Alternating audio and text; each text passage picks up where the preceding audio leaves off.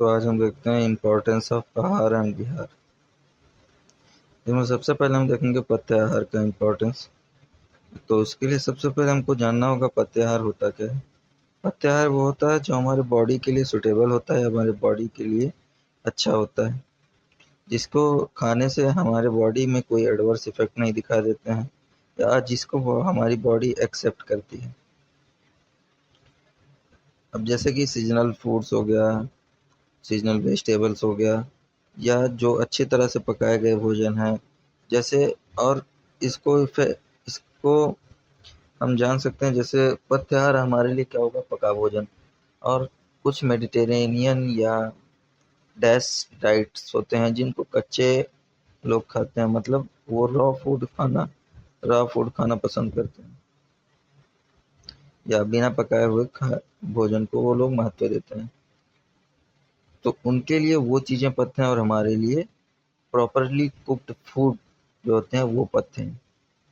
यही अगर हम उनका भोजन खाते हैं तो हमारे जो हेल्थ पे इफेक्ट होगा वो अच्छा नहीं रहेगा।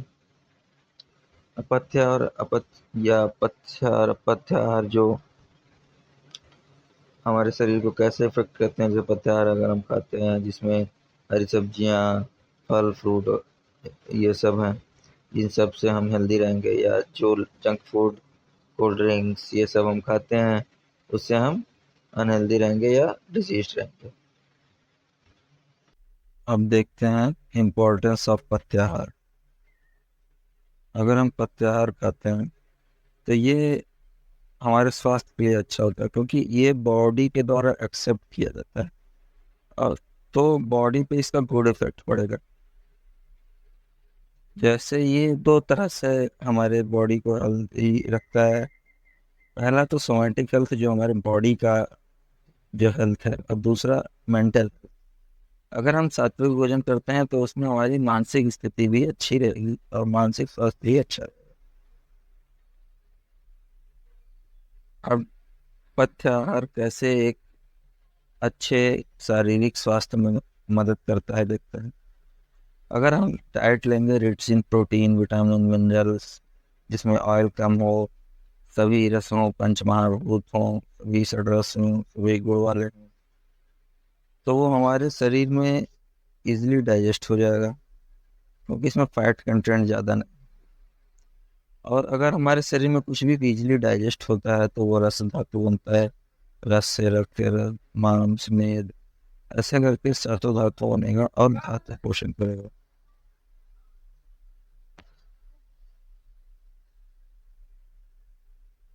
और इसके द्वारा हमारे बॉडी का बिल्ट भी अच्छा रहेगा, इम्यून सिस्टम भी अच्छा रहेगा, जिससे अल्टीमेटली हम हेल्दी हो जाएंगे और हेल्दी रहेंगे। यहीं पे हम देखते हैं अपथ्य कैसे हमारे स्वास्थ्य को बिगाड़ता है, या हमारे स्वास्थ्य के लिए अपथ्य भोजन कैसे अनहेल्दी है। कि अनहेल्दी फूड जैसे कि पिज्ज़ा, बर्गर, जो अच्छे से पका नहीं है, हाफ बॉइल्ड लाइक थिंग्स, ये सभी चीज़ें हमारे शरीर में आसानी से पचती नहीं हैं।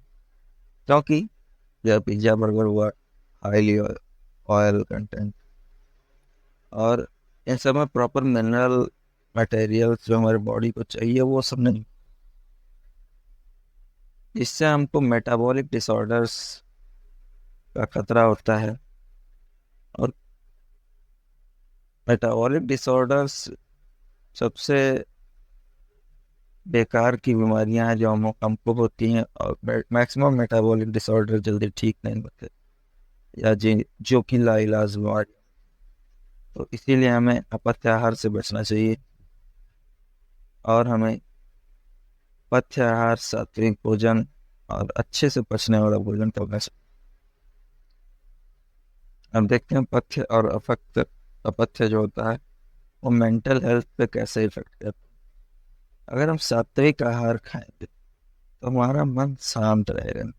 हमको जैसे किसी भी आदमी को आप सादा खाना खिलाते रहिए तो वो आदमी नेचर वाइज एक बहुत ही अच्छा है। मतलब वो हिंसा के बारे में ज़्यादा नहीं सोच, क्रोध कमाएगा, अगर यही राजस्व का आहार हम लेते हैं, एकदम चिड़चिड़ा, हमेशा घमंड में रहता हुआ आदमी दिखेगा। और अगर वो आदमी तामसी का आहार ले रहा है, तामस जो होता है कफ को बढ़ाता है, और कफ बढ़ेगा तो आदमी आलसी बनता जाता है, आलसी होगा, उसको कुछ करने का मन नहीं करेगा, उसको कुछ याद नहीं। तो ये हमने देखा कि कैसे मेंटल हेल्थ पर अपथ्य और पथ्य का इफेक्ट पड़ता है। अब देखते हैं पथ्य अपथ्य व्यवहार होते हैं कैसे हमारे दोस्त को बैलेंस या दोस्त को बैलेंस करते हैं। अपथ्य आहार अगर हम लेते हैं तो इससे दोषा इम्बैलेंस होता है, क्योंकि ये प्रॉपरली सभी रसों से मिलकर नहीं बने होते हैं, तो ये धातु को भी पोषण नहीं कर पाते हैं, जिससे कि दोष आदि भी इम्बैलेंस रहते हैं, या इनके गुण पूरे नहीं होते हैं, जिससे दोष कोई इंक्रीज होता है तो कोई डिक्रीज होता है, जिससे बहुत सारे बीमारियां उत्पन्न होते हैं। क्योंकि हम जानते हैं कि आयुर्वेद का सिद्धांत ये, अगर त्रिदिशा का इक्विलिब्रियम बिगड़ गया तो हमारे शरीर में कोई ना कोई व्याधि होगी। और अगर सभी दोषा बैलेंस होते हैं, जो कि होंगे कैसे, एक हेल्दी डाइट लेने से, तो आदमी हेल्दी रहेगा, क्योंकि उसके सभी धातु का पोषण होगा, उसके सत्व आदि का पोषण होगा, सत्व आदि गुण का पोषण होगा, तो वो आदमी हेल्दी रहेगा। पथ्य विहार क्या होता है? पथ्य विहार जैसे इमेज में आप देख सकते हैं, सुबह उठ के रनिंग करना है, वॉकिंग करना, योगा करना, फैमिली फ्रेंड्स के साथ टाइम स्पेंड करना, थोड़ा सा हंसना मुस्कुराना, जिससे जिससे कि हमारा दिमाग ज़्यादा फालतू की चीज़ों पे ना पड़े, और हम ज़्यादा सैड ना रह पाए। तो ऑटोमेटिकली अगर हम ये सब चीज़ें करते हैं तो हम अपने आप को किसी चीज़ में व्यस्त रखें, तो हम डिप्रेशन में नहीं जाएंगे, या हमारा स्वास्थ्य मेंटल रूप से नहीं बिगड़ेगा। और अगर हम योगा आदि करते हैं तो हमारा शारीरिक स्वास्थ्य भी अच्छा बना रहेगा। पथ्य विहार क्या होता है? जैसे लड़ाई झगड़ा करना, मोबाइल ज़्यादा चलाना, इस समय सबसे बड़ा पथ्य विहार ये है कि हम स्क्रीन टाइम ज़्यादा दे रहे हैं। दूसरा, ज़्यादा सोना, ज़्यादा किस ईर्ष्या भय जलन आदि रखना, ये सभी चीज़ें कहीं ना कहीं से हमारे शरीर को नुकसान पहुंचाती हैं, या हमारे मेंटल हेल्थ को नुकसान पहुंचाती हैं। जैसे किसी झगड़ा करके दिन भर टेंशन में रहेंगे, क्या हो रहा है, इससे क्रोध में आदमी, चिंता में, भय में, इस सब से हमारा शारीरिक और मानसिक दोनों स्वास्थ्य खराब होता है। ज़्यादा स्क्रीन टाइमिंग से हमारा शारीरिक स्वास्थ्य खराब होगा, जैसे कि विजन में प्रॉब्लम होगी, या मेंटल डिस्टर्बेंस होगा, और हार्मोन रेगुलेशन नहीं होंगे। ज़्यादा सोने से ओबेसिटी का शिकार आदमी होता ही है। अपथ्य पथ्य विहार दोष को कैसे इफेक्ट करते हैं? इससे अपथ्य विहार अगर हमने किया, मान लीजिए हमने लड़ाई किया, लड़ाई करते हैं फिर पित्त दोषा बढ़ गया, पित्त दोषा बढ़ा है, और हम लड़ाई कर रहे हैं, उस लड़ाई के दौरान हमें हार हो सकती है, या उस लड़ाई के बाद हमारे मानसिक स्वास्थ्य बिगड़ सकता है। जैसे कई बार हम लड़ाई तो कर लेते हैं, पर उसके अंजाम को लेकर के बहुत बार चिंतित, तो जिससे हमारा मानसिक स्वास्थ्य भी खराब होता है। और लड़ाई करते करते अगर हमको कोई शारीरिक हानि होती है, तो इससे हमारा शारीरिक स्वास्थ्य भी बिगड़ जाता है। अगर यही हम अच्छा विहार करेंगे, अच्छा खाना खाएंगे, तो हम हेल्दी रहेंगे। अब नित्य काल विहार क्या होता है? नित्य काल विहार होता है दिनचर्या और ऋतुचर्या में जो जो बातें बताई गई, अक्सर बताओ उस टाइम बताऊंगा, या आगे चलकर मैं स्वास्थ्य वृत्त में ही बताऊंगा। उसे ही नित्य काल विहार कहते हैं। नित्य का मतलब होता है डेली, काल का मतलब होता है समय के अनुसार, विहार का मतलब होता है अनुपालन करना, जो आपका शेड्यूल होता है। दिनचर्या में आपका डेली शेड्यूल बताया होगा, और ऋतुचर्या में आपको हर एक ऋतु के अकॉर्डिंग कैसा आहार विहार रखना है वो बताया गया। इसी को हम नियत काल आहार कहते हैं। नियत काल विहार कहते हैं। नियत का मतलब एक निश्चित समय, और अनियत काल आहार अनियत काल विहार मतलब कोई भी समय निश्चित नहीं होता है, कभी भी कुछ भी कर सकते हैं, इसे ये नियत काल विहार कहते हैं। जैसे वेग धारण और वेग उदीरण, ये दो बेस्ट एग्जाम्पल हैं अनियत काल विहार के। वेग धारण का मतलब होता है वेग को रोक के रखना, इसे नेचुरल अर्जेस को सप्रेस करके रखना। और वेग उदीरण का मतलब होता है नेचुरल अर्जेस को मतलब फोर्सफुली बाहर निकाल। हम वेग धारण का कॉन्सेप्ट समझते हैं, फिर हम देखते हैं इसका इफेक्ट क्या होगा।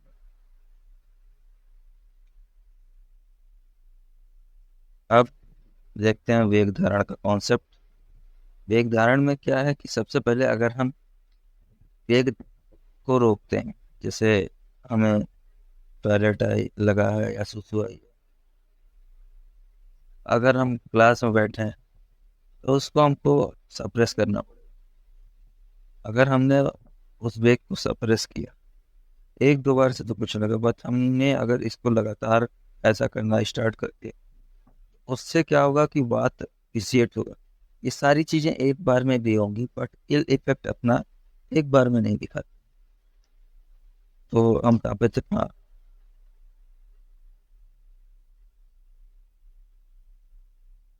हाँ, तो हमने वेग धारण किया, वेग धारण किया तो वाता विषीट होगा। वात विषीट क्यों होगा? क्योंकि अधोवात का काम करने से हम रोक दे रहे हैं, तो वात वहीं पड़े पड़े बढ़ेगा। उसके बाद वात क्या करता है, पित्त और कफ को विषिएट करता है, और वो वहां से पित्त और कफ को उठा करके पूरे बॉडी में घुमाता है। अब पूरे बॉडी में घुमाता कैसे है, ये एक सवाल है। अब इसका आंसर तो आप लोग बता सकते हैं, चलिए अभी के लिए तो मैं बता देता हूँ। इसका आंसर है स्रोतस। कोई भी दोस्त से अगर मूवमेंट करता है हमारी बॉडी में, आयुर्वेद के अनुसार वो स्रोतस के द्वारा ही मूवमेंट करेगा। और अगर दोसा स्रोतस में गया और कफ दोसा साथ में है, कफ का नेचर क्या होता है, स्टिकी। कफ अगर फंसा तो वो वात को भी रोक देगा, पित्त को।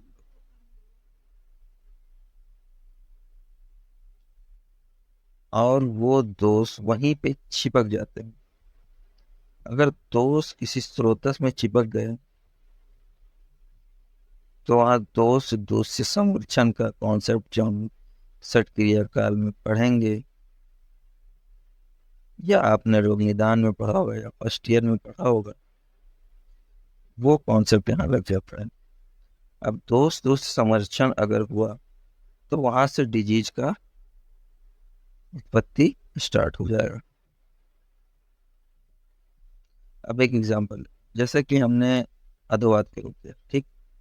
अधोवात को रोका तो हम जो गैस निकल रही थी वो रुक गई, जिसके कारण क्या है, वो वात का मोमेंट गड़बड़ हो गया, या अधोवात की मोमेंट कर।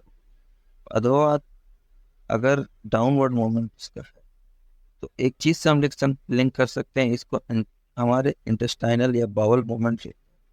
बाउल मोमेंट डाउनवर्ड, अगर हमने उस मोमेंट, और आयुर्वेदा के अकॉर्डिंग वात के द्वारा ही फीसिस नीचे जाता है, फीसिस हमारा नीचे की तरफ पड़ता है, हमने उस मूवमेंट कराने वाली चीज को ही रोक दिया, तो हमारे बाउल का जो मूवमेंट होगा वो डिस्टर्ब होगा। और हम जानते हैं कि हमारे इंटेस्टाइन में फूड को एक पर्टिकुलर जगह पे एक पर्टिकुलर समय तक ही रहना चाहिए। उससे ज़्यादा या कम रहेगा तो वाटर या मिनरल्स का जो ऑप्शन होगा वो कम या ज़्यादा होगा, वो फ्लैक्चुएट। अगर वो फ्लैक्चुएट करता है तो हमारे शरीर में या तो वाटर मिनरल्स या न्यूट्रिएंट्स की कमी हो जाएगी या अधिकता हो जाएगी। और अगर ऐसा हुआ तो हम बीमार पड़ सकते हैं।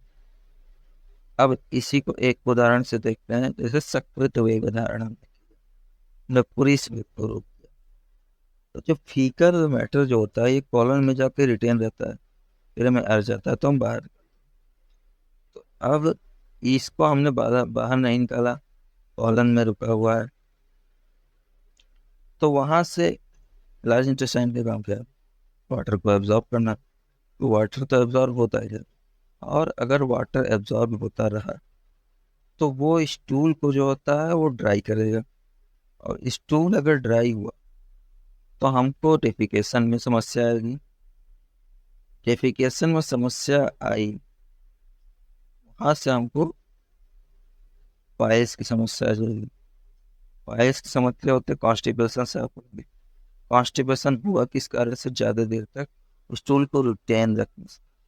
क्योंकि अगर हम जो हमारा फीकल मैटर यहाँ पे पड़ा हुआ है उसकी वजह से अधोवात का मोमेंट रुक रहा है, तो खाना जो है इंटेस्टाइन में नीचे की तरफ आएगा ही नहीं। और अगर जो फूड है वो डाइजेस्ट होने के बाद या डाइजेस्ट होने के लिए इंटेस्टाइन में नहीं आता है, तो उसका फुली डाइजेशन होगा कहाँ? और फुली डाइजेशन अगर नहीं होता है तो अपच की समस्या तो आएगी। अपच की समस्या आएगी तो कॉन्स्टिपेशन चालू होगा, जिसके कारण हमको पाइल्स, फिस्टुला, इन सब चीज़ों को देखना पड़ सकता है।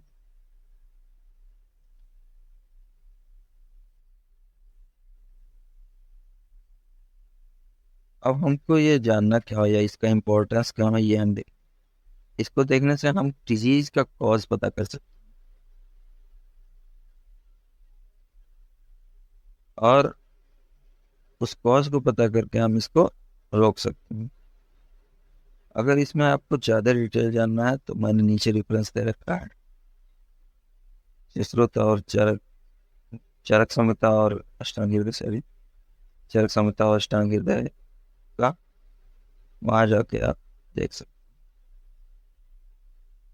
अब वेग उदीरण क्या होता है? इसका कॉन्सेप्ट, उदीरण का मतलब होता है रोक देना, सॉरी, उदीरण का मतलब होता है एक्सपेल आउट, जबरदस्ती किसी चीज को बाहर निकालना है, फोर्सफुली किसी चीज को बाहर। अब वेग का जो फॉर्मेशन होता है ये प्रॉपरली नहीं हुआ। जैसे हमको मान लेते हैं फीकल मैटर प्रॉपरली बना नहीं, और हम इसको फोर्सफुली बाहर निकालने की कोशिश कर रहे हैं, तो अगर वाटर का एब्जॉर्प्शन अच्छे से नहीं हुआ है